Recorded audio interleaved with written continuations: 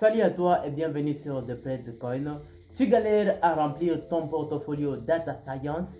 Dans cette vidéo, je te présente 5 projets simples mais puissants que tu peux réaliser même en étant débutant. Que tu sois en reconversion ou que tu es en train de chercher à faire du buzz sur GitHub ou bien sur LinkedIn, ces projets te permettront de booster ton profit. Pourquoi un portfolio est indispensable? Si tu cherches un job en data science ou à démarrer une carrière de freelance, il faut absolument avoir un portfolio. Mais pourquoi? Parce qu'un CV classique, c'est bien, mais ça ne montre pas ce que tu sais faire. Un portfolio, c'est tout ce qui te distingue de tous les autres candidats. Il te permet de prouver que tu sais travailler avec des données réelles et résoudre des problèmes concrets. Et si tu n'as pas encore d'expérience, ces projets vont te faire une grande différence par rapport à d'autres personnes. Un bon projet peut valoir qu'un diplôme, surtout si tu sais le présenter correctement sur GitHub et LinkedIn. L'idée ici, c'est de ne pas seulement montrer du code, mais de raconter une histoire avec tes résultats. Passons maintenant aux choses sérieuses en rapport avec les 5 projets. Chaque projet ici sera accompagné d'un dataset et tu pourras l'utiliser pour développer tes compétences en matière de data science. En rapport avec le premier projet, ici on parlera de l'analyse de films Netflix. Ici, l'idée sera de manipuler ces datasets. Il faudra juste comprendre où est-ce qu'on va trouver les datasets. Je vous avais parlé dans la précédente vidéo, notre première vidéo sur notre chaîne. Je vous avais parlé, vous pouvez avoir la possibilité d'aller recueillir les datasets sur le site qu'on appelle kaggle.com. kaggle.com. Et dès que tu te retrouves sur ce site, tu peux directement récupérer ces datasets qui contiennent les informations nécessaires que tu pourras maintenant travailler pour te distinguer des autres candidats. En rapport avec ce premier projet qui est Netflix, le film de Netflix, l'objectif ici sera de nettoyer les données et faire une analyse exploratoire, exploratory data analysis, puis de créer des visualisations intéressantes. Ce projet te permettra d'apprendre à manipuler des données de manière propre et à créer des visualisations attractives tout en développant des compétences avec des outils comme Panda et Matplotlib. Deuxième projet. Ici, nous parlerons de la prédiction des prix Airbnb. Alors, il faudra juste comprendre, ces datasets contiendra des informations sur le prix des locations dans différentes villes. Tu vas juste appliquer une régression linéaire, puis prédire le prix d'un logement en fonction des caractéristiques comme la localisation ou le nombre de chambres. Ça peut paraître un peu flou pour toi qui es encore débutant. Si tu te poses encore la question, la régression linéaire, ça veut dire encore quoi?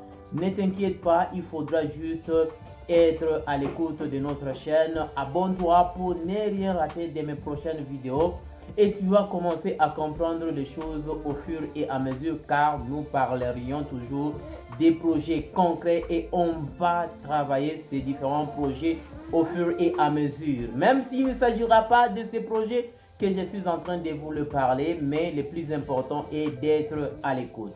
Alors, ce projet va t'aider à apprendre les bases des machines learning, qui veut dire juste l'apprentissage automatique, et appliquer une régression linéaire tout en développant une compréhension des techniques de future engineering. En troisième lieu, comme troisième projet, il serait nécessaire d'analyser le sentiment de tweet. Ici, nous sommes en train de parler de Twitter, actuellement au nom de X. En rapport avec ces projets, tu vas collecter les tweets via l'API Twitter ou utiliser un dataset qui est déjà existant sur le site que je venais de te parler avec, sur notre premier projet. Ici, tu vas analyser les sentiments exprimés dans ces tweets. Donc, quand je parle de sentiments, nous sommes en train de voir, par exemple, les sentiments positifs, les sentiments négatifs ainsi que les sentiments neutres. Donc, tu vas utiliser ces datasets pour te permettre de détecter, de faire une analyse sur ces sentiments. Et cela, c'est en utilisant ce que nous appelons du NLP, qui veut dire traitement du langage naturel. Ne t'inquiète pas, ça viendra toujours avec le temps. Je ne peux pas tout expliquer, mais le plus important est de te préparer et comprendre où est-ce que nous allons aboutir avec le temps. Ici, c'est un projet intéressant pour les débutants en NLP et pour explorer les outils comme NLTK ou Spatie. Ça peut paraître flou pour un débutant, mais ça viendra toujours avec le temps. Une fois réalisé ce troisième projet, il serait nécessaire d'entamer le quatrième projet qui sera le dashboard des Covid interactifs. Qu'est-ce qu'on va vraiment retenir en rapport avec ce quatrième projet et comment il faudra faire? Eh bien, il faudra juste créer un dashboard interactif pour suivre l'évolution de la pandémie de coronavirus 19. Donc ici, tu vas juste collecter des données provenant des sources fiables, puis construire un dataset interactif à l'aide de programmes que nous appelons Power BI ou Streamlink. Mais pour moi, je préfère utiliser souvent Power BI. Streamlit, je ne l'utilise pas, mais avec Power BI, je peux faire des choses interactives et tu pourras être vraiment intéressé, tu pourras juste être attiré par ça. Donc le dashboard, tu peux le créer avec Power BI qui est simple à l'utilisation et interactif quand tu es en train de manipuler correctement le données. Donc ici, ce projet va t'apprendre à utiliser des outils de visualisation des données et à rendre tes analyses accessibles à un large public. C'est aussi un super projet pour impressionner sur LinkedIn. Si tu présentes de visualisations attractives, eh ben, les gens seront intéressés par tes visualisations. Le cinquième projet, ça sera l'analyse de vente e-commerce. Ici, ce qui sera nécessaire, c'est d'utiliser un dataset contenant des informations sur le vente, les produits et les clients, puis analyser les tendances pour en tirer des insights. Donc, ce projet va te faire travailler sur les bases de données et des visualisations ainsi que des techniques d'analyse statistique. Donc, ne t'inquiète pas, je t'avais parlé dans notre précédente vidéo qu'il sera nécessaire de connaître un peu du Python, de connaître de la statistique et de connaître quelques fonctionnalités que je t'avais parlé. Donc, tu peux utiliser les datasets pour faire tout ce que tu as besoin en premier lieu, parce que tu peux toutefois te poser la question: où est-ce que je vais trouver les données pour m'exercer? Eh bien, c'est facile, tu peux trouver directement les données facilement sur le site et tu peux t'exercer et savoir ce que tu feras avec le temps. Les gars, vous avez compris qu'il faudra travailler avec le 5 projets, mais après avoir créé ces 5 projets, l'idéal ici, c'est de publier maintenant ces projets, ces différents projets sur GitHub ainsi que sur LinkedIn. En premier lieu, on va d'abord commencer par publier sur GitHub. Ici, c'est créer par exemple des repositories pour chaque projet. Et le plus important est de s'assurer que le code est propre, que tes projets soient bien documentés, ajouter des fichiers README pour qu'on puisse bien comprendre ce que tu as fait dans ton projet et montrer clairement et correctement le résultat avec des graphiques ou des visualisations. Tu as utilisé du Python, tu as utilisé du Power BI. Il serait nécessaire pas seulement montrer les codes, mais aussi montrer les visualisations qui vont permettre à des gens d'être intéressés par tout ce que tu es en train de faire.